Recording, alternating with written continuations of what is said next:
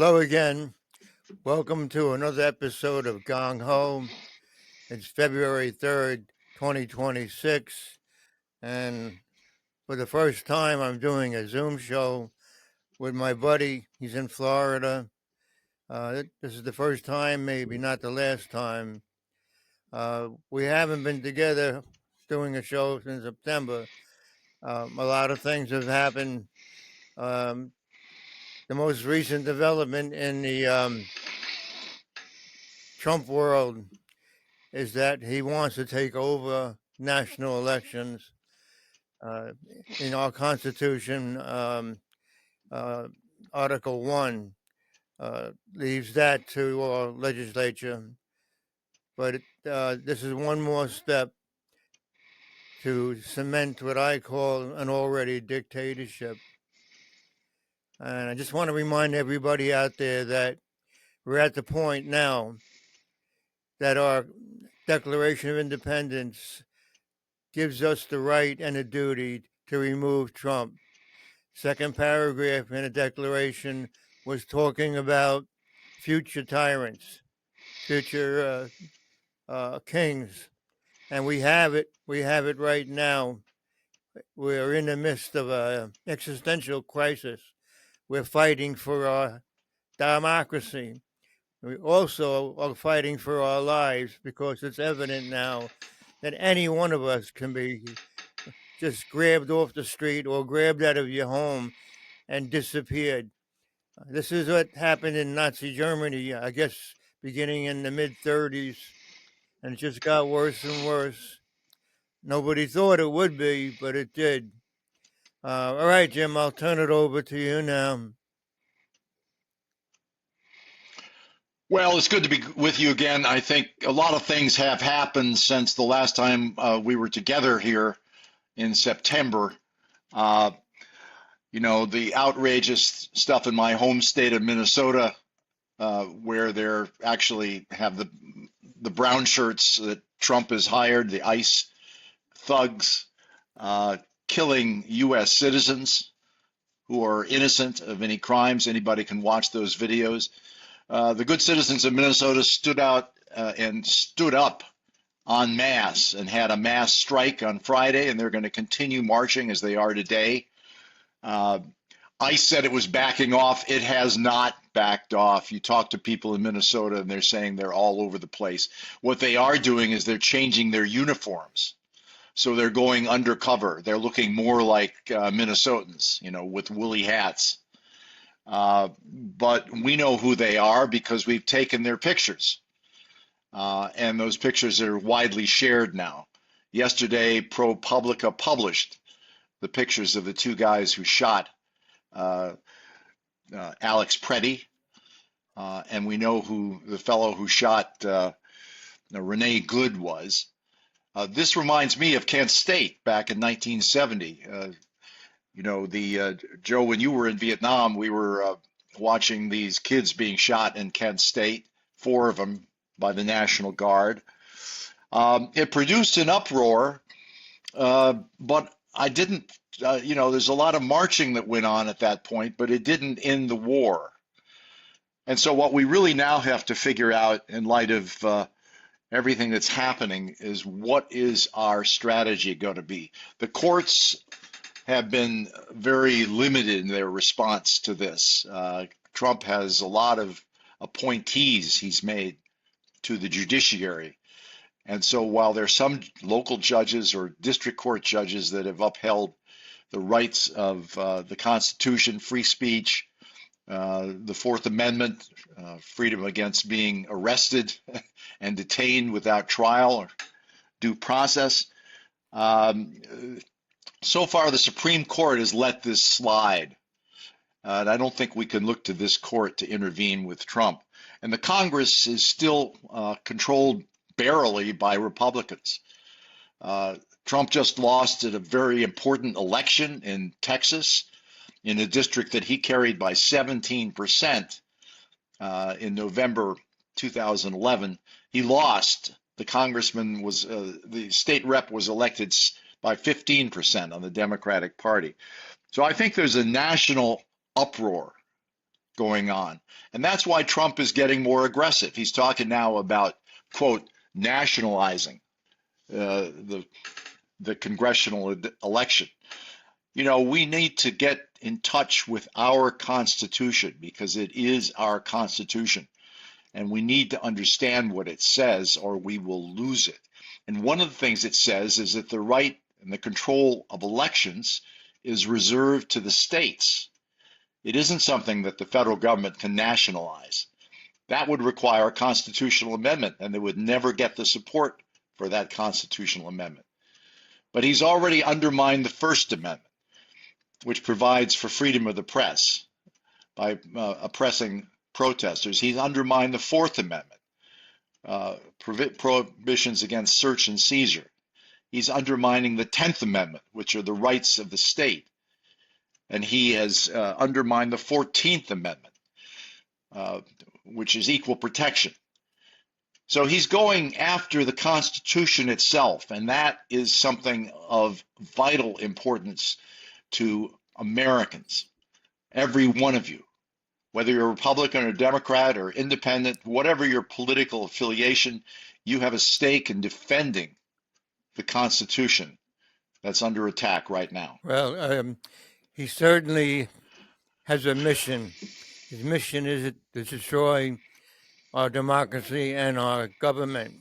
And he's gone about it systematically. He has destroyed the FBI. He has destroyed the Department of Justice. He has destroyed our Supreme Court. He has made Congress afraid to do anything. He believes that he could do anything. I think he really believes that when the Supreme Court said he had absolute immunity, that he could actually do anything he wants. That's not true. But the whole thing is destroying our democracy and our government. And the question is, why is he doing that? We know that even some of the MAGA people are disillusioned now. They realize that he never was for them. He was for himself and some cronies, billionaires, and that's it. They're catching on, like Marjorie Taylor Greene. And the thing with the Epstein case, it's obvious that he's trying to distract us from what's really happening.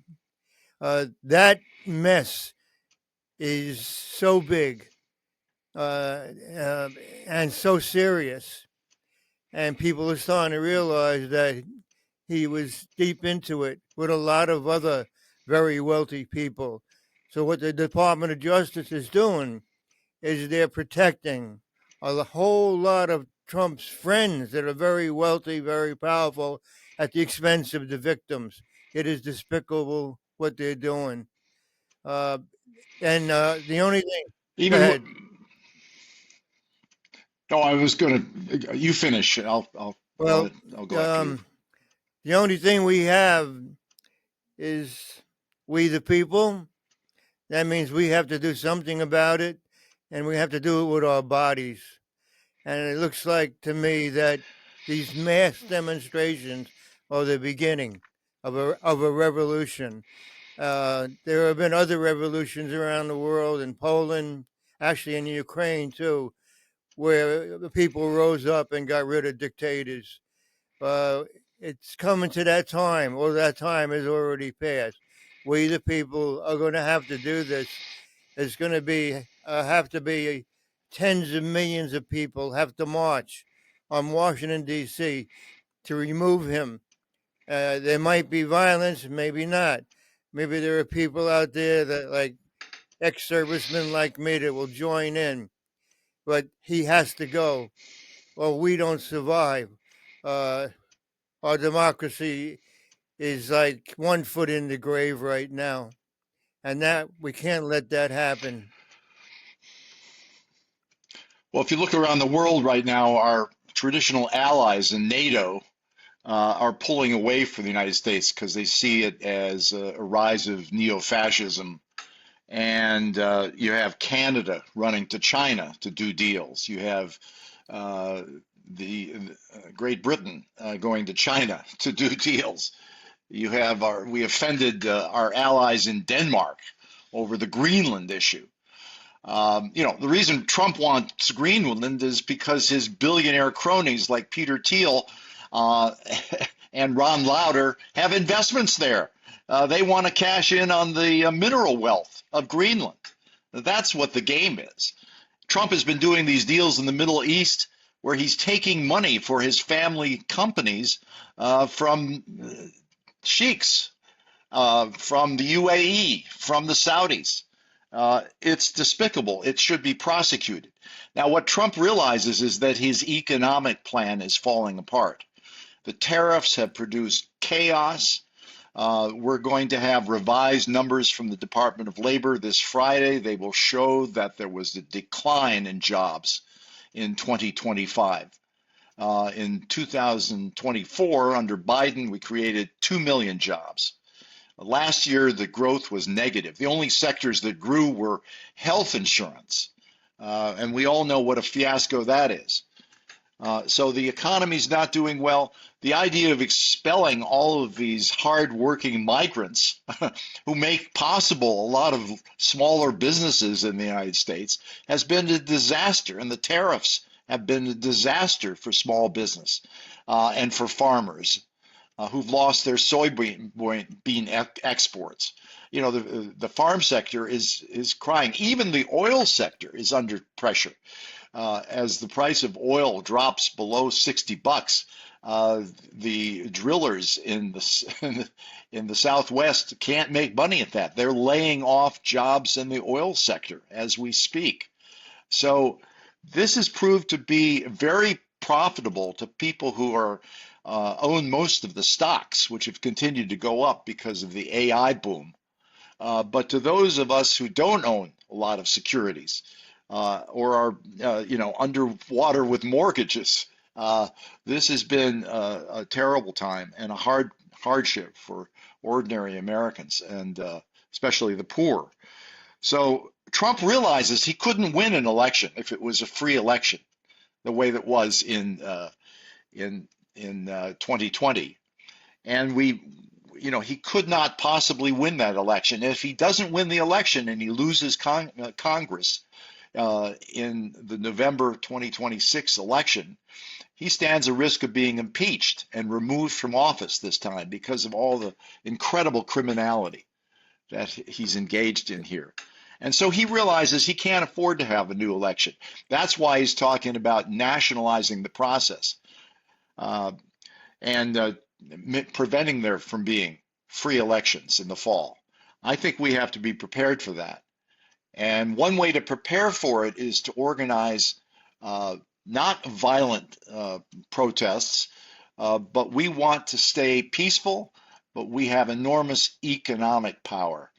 Consumers are 80% of the US economy, and we can stop spending on disposable income. We can cut out Amazon and our subscriptions to Amazon. Amazon, Jeff Bezos, he's worth $250 billion. He gave Melania a present by spending $75 million on her film. At the same time, he's firing journalists at the Washington Post. So he deserves to be, boycotted on a massive scale. And there are a lot of other billionaires in that class who have companies that deserve to be boycotted. Walmart, for example, is another one.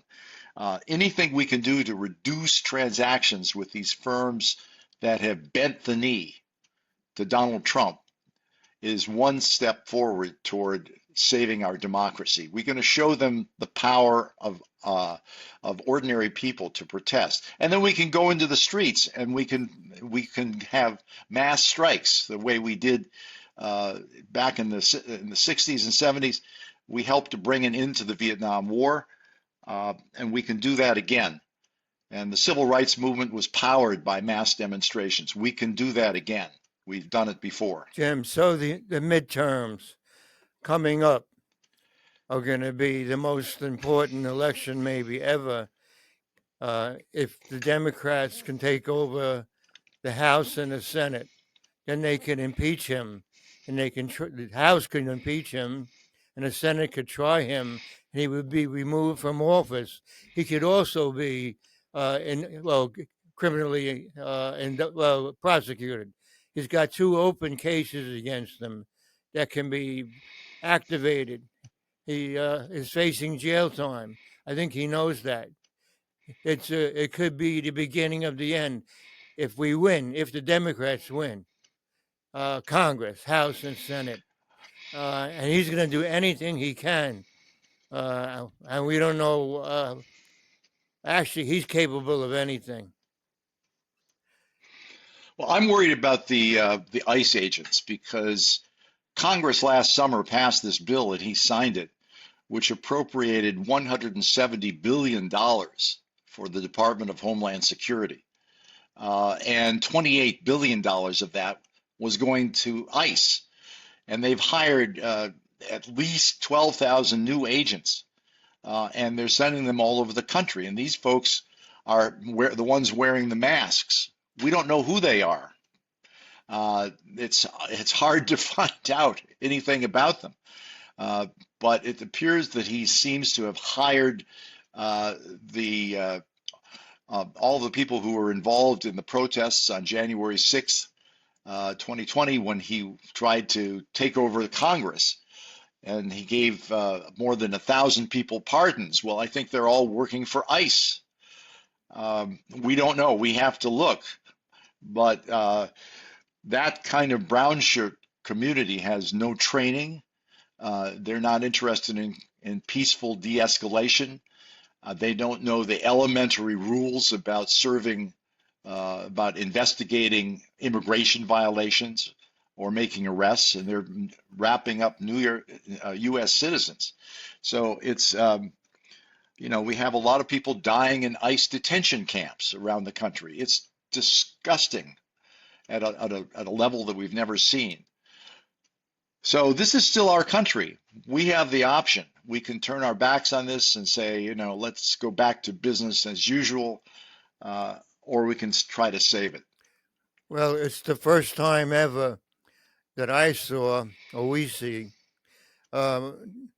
ICE come in with unlimited power, and the Supreme Court has said it's okay for them to do racial profiling, to stop people that look Hispanic and question them and go into their homes. They go into homes without warrants. I mean, warrants that are signed by judges. So we have basically a Gestapo, his private Gestapo, and they're armored up. They look like soldiers, and they're all over the place.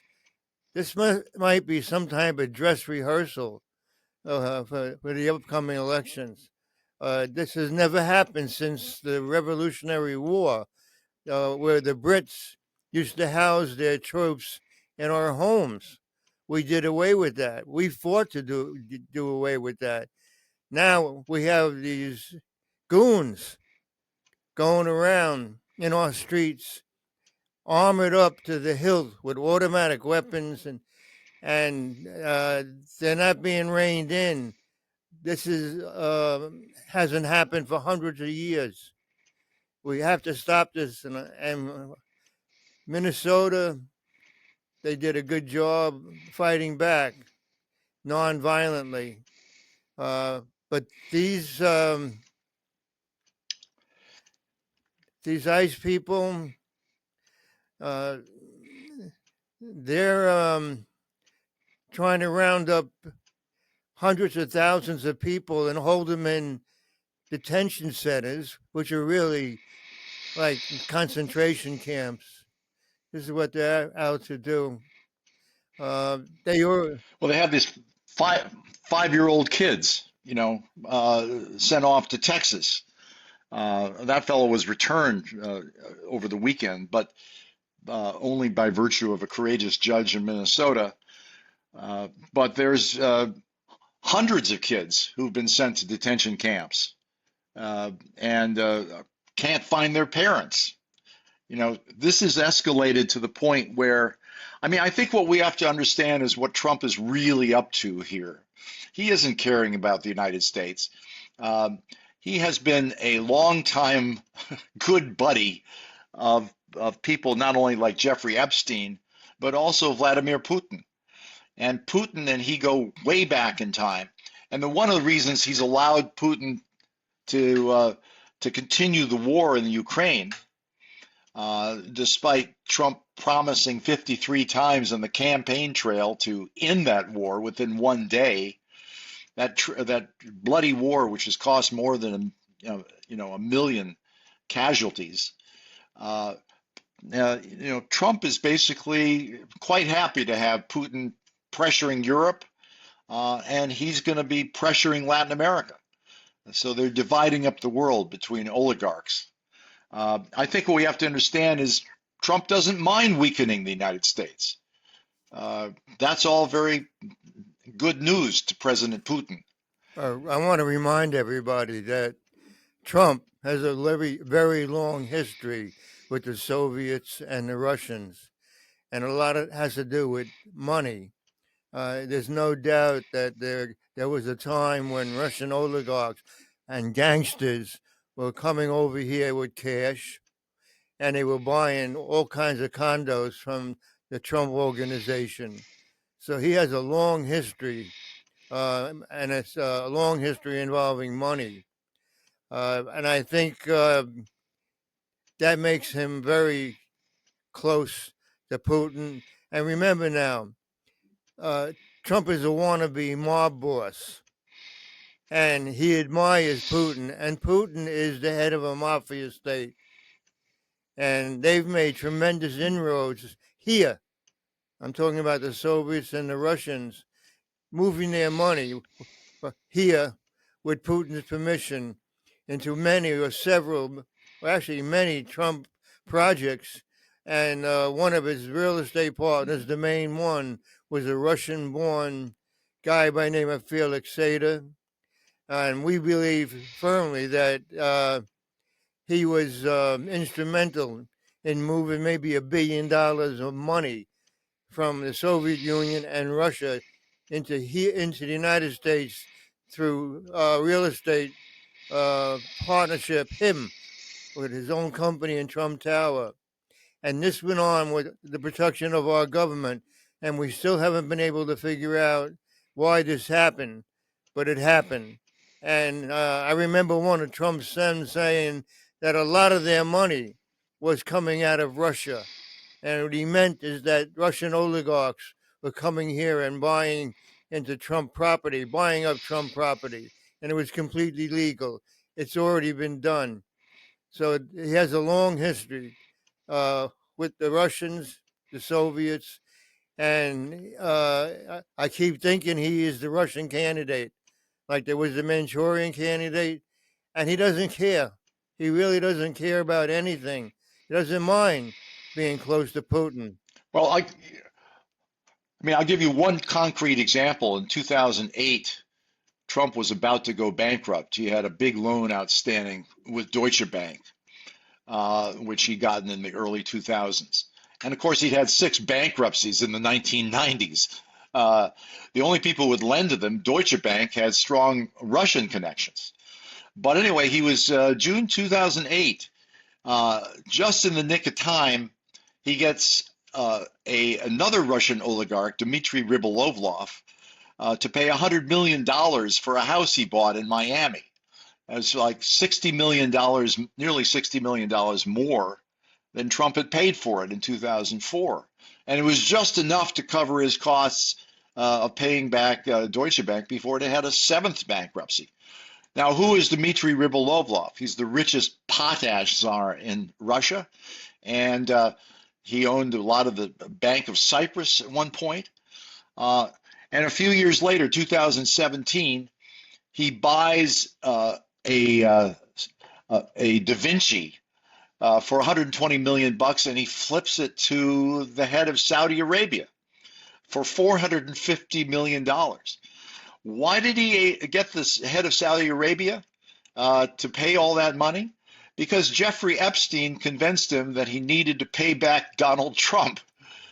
and that was the way to get the money to Rybolovlov. So that's a complicated little story, but you know, a few $1 billion doesn't mean anything to the Crown Prince of Saudi Arabia, and he wanted to curry Trump's favor, so he bought that painting. Well, uh, the art market was flabbergasted. Why would anybody pay 3 times what Rybolovlov had paid for that painting? It was basically a payback to Donald Trump. So, you know, this is another example. Uh, Felix Sater is one. We have others that we can name. But basically, if there was no Vladimir Putin, there would have been no Donald Trump in the White House today. And he knows that. Felix Sater right now is fighting again. He's been accused of money laundering, money that came out of Kazakhstan, uh, $9 billion that was sold from the city, I guess, of Almaty and a bank there, $9 billion. And some of that went right into the Trump Soho project in Manhattan. He's still fighting. He's been on trial one time. They're going to bring him back on trial soon in the Southern District. And was deemed to be Trump's most important real estate partner for many years. Russian born, FBI informer, hooked up with the Russian mafia. His father was a lieutenant in the Russian mafia. He worked for a guy by the name of Magulovich. Magulovich works for Putin. I mean, it's bizarre. It's so bizarre, but it's all true. All right, Jim, Well, sum up. yeah, it's good to be with you, Joe. Let's continue. I think we have our work cut out for us. This is going to be a tough year, but we will survive. And I think the American people have a long history of fighting for freedom. This is no exception. We're going to have to do it again. It may require some downtime. It may require the economy takes a bubble. You know, we have to, this is not business as usual. This is time to come together. It's the beginning of the end of Trump. The beginning of the end. I think we're done, right? All right, Jim. You hear me?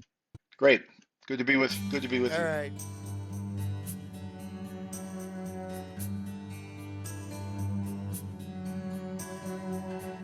I saw a familiar face walking on the avenue. Both surprised by the way we looked. The years had changed us too.